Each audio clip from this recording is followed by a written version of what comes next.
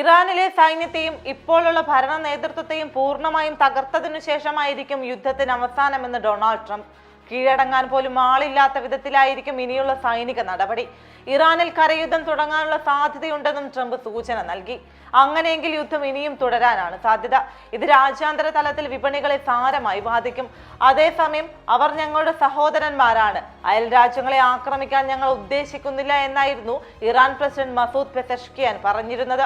എന്നാൽ ആക്രമണം തൽക്കാലം നിർത്തുമെന്ന് പറഞ്ഞ് മണിക്കൂറുകൾക്കകം തന്നെ അബുദാബിയിലെ US വ്യോമത്താവളത്തിൽ ഇറാൻ ഡ്രോണുകൾ പതിച്ചു.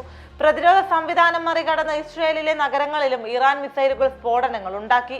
ഇറാനിൽ ഇതുവരെ 1332 പേരാണ് കൊല്ലപ്പെട്ടത്, ഇസ്രായേലിൽ 11 പേരും. പെസഷ്കിയാന്റെ തീരുമാനത്തോടുള്ള ഇറാൻ സൈന്യത്തിന്റെ അതിർത്തിയാണ് കുവൈത്ത്, ബഹ്റൈൻ, സൗദി അറേബ്യ തുടങ്ങിയ രാജ്യങ്ങളിലെ ഇറാൻ സൈനിക ആക്രമണത്തിന് പിന്നിൽ. അയൽ രാജ്യങ്ങളെയല്ല, ഇവിടെയുള്ള US സൈനിക കേന്ദ്രങ്ങളെയാണ് ആക്രമിക്കുന്നതെന്നാണ് സൈന്യത്തിന്റെ വിശദീകരണം. പെസഷ്കിയാന്റെ നിലപാട് US മുന്നിൽ കീഴടങ്ങുന്നതിന് തുല്യമാണെന്നും അംഗീകരിക്കാൻ കഴിയില്ലെന്നും മതപണ്ഡിതനായ ഹമീദ് റാസ പറഞ്ഞു. ഇറാനിലെ ഇടക്കാല ഭരണം നടത്തുന്ന 3 അംഗ കൗൺസിലിനും യുദ്ധം തുടരണമെന്ന നിലപാടാണ്. അറുതിയില്ലാതെ നീണ്ടുപോകുന്ന യുദ്ധം വിപണിയിൽ വൻ അനിശ്ചിതത്വമാണ് ഉണ്ടാക്കുന്നത്. കഴിഞ്ഞ ആഴ്ചകളിൽ കനത്ത നഷ്ടത്തിലായിരുന്ന വിപണി വരും ദിവസങ്ങളിലും ചാഞ്ചാട്ടം തുടരും. പശ്ചിമേഷ്യയിലെ പ്രശ്നങ്ങൾ തന്നെയാകും വിപണിയെ കൂടുതലും ബാധിക്കുക. ലോകത്തിലെ ഏറ്റവും പ്രധാനപ്പെട്ട വ്യാപാര പാതയായ ഹോർമുസ് കടലിടുക്ക് ഇറാൻ അടച്ചതോടെ രാജ്യാന്തര എണ്ണ വിപണിയിൽ തീ പടരുകയാണ്. ആഗോള വിപണിയിലെ ഈ അനിശ്ചിതത്വം ഇന്ത്യൻ ഓഹരി വിപണിയെയും പിടിച്ചുലച്ചു കഴിഞ്ഞു.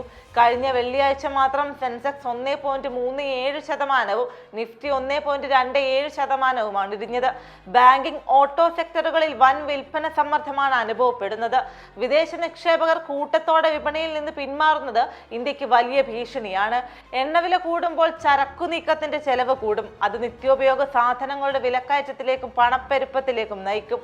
മാർച്ച് 12-ന് പുറത്തു വരുന്ന പണപ്പെരുപ്പ കണക്കുകൾ ഇന്ത്യൻ വിപണിയുടെ ഭാവി നിർണ്ണയിക്കും. ഹോർമുസിൽ ഇറാന്റെ പൂട്ടുവീണതോടെ രാജ്യാന്തര എണ്ണ വിപണിയിൽ ക്രൂഡ് ഓയിൽ വില റോക്കറ്റ് പോലെയാണ് കുതിച്ചത്. ക്രൂഡ് ഓയിൽ വില വർദ്ധിക്കുന്നത് കമ്പനികളുടെ പ്രവർത്തന ചെലവും വർദ്ധിപ്പിക്കും. ഇത് സാധനങ്ങളുടെ വിലയിലും പ്രതിഫലിക്കും. പിന്നാലെ ജീവിത ചെലവുകൾ ഉയരുകയും നിത്യോപയോഗ സാധനങ്ങൾക്ക് പോലും വില കൂടുകയും ചെയ്യും. ഇത് പണപ്പെരുപ്പത്തിനും സാമ്പത്തിക മേഖലയിലെ മുരടിപ്പിനും കാരണമാകും. ഇരുവിഭാഗങ്ങളും യുദ്ധം അവസാനിപ്പിക്കുന്നതിനെ കുറിച്ച് ചിന്തിക്കുന്നില്ലെങ്കിൽ ആഗോള വിപണിയെയും ജനങ്ങളുടെ സാധാരണ ജീവിതത്തെയുമാണ് ബാധിക്കുക. സമാധാനത്തിന്റെ പാതയിലേക്ക് ലോകരാജ്യങ്ങൾ തിരിച്ചു വന്നില്ലെങ്കിൽ ലോകം സാമ്പത്തിക മുരടിപ്പിന്റെ വൻ ഗർത്തത്തിലേക്ക് വീഴുമെന്നുറപ്പാണ്.